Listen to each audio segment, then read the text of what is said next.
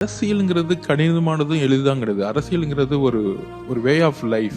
அது நிறைய பேர் எப்படி விவசாயம் ஒரு வாழ்க்கை முறைன்னு நம்ம நினைக்கிறோமோ, அரசியலும் ஒரு விவசாயம் மாதிரி தான். அப்படி யோசிக்கிறவங்க தான் இந்த அரசியலுக்குள்ளே வரணும். ஏன்னா ஒரு விதையை ஊனும் பொழுது மழை வருமா, மழை வராதா, எதிர்காலம் எப்படி இருக்கும், இந்த விதை நம்ம பலன் அடிக்குமா எல்லாம் விவசாயி பார்க்கறதே இல்லை. தன்னுடைய உழைப்பை கொடுத்துட்டே இருக்கிறாங்க. அந்த உழைப்பு அந்த விதைக்கும் விவசாயிக்கும் உள்ள உறவு ரொம்ப அனுபவபூர்வமா இருக்கும், ஆத்மார்த்தமா இருக்கும். அந்த விதை நமக்கு வருமா, நெல்லு வருமா, இல்ல நெல்லு வராம போயிட்டா என்னங்கிற கொஸ்டினே இருக்காது. அந்த விதை தான் மக்கள். அந்த நேசிப்பு இருக்கும். அந்த விதையை உருவாக்குவதுதான் ஒரு அரசியல்வாதியோட வேலை நான் நினைக்கிறேன். இதுதான் நான் புரிஞ்சுக்கிட்டது. இப்படி பல்வேறு தலைவர்கள் தன்னுடைய வாழ்க்கையை இழந்து, முக்கியமா நான் திருப்பியும் எங்க கனெக்ட் ஆகணும்னா புரட்சியாளர் அம்பேத்கர் அவர்கள் சொல்றேன்.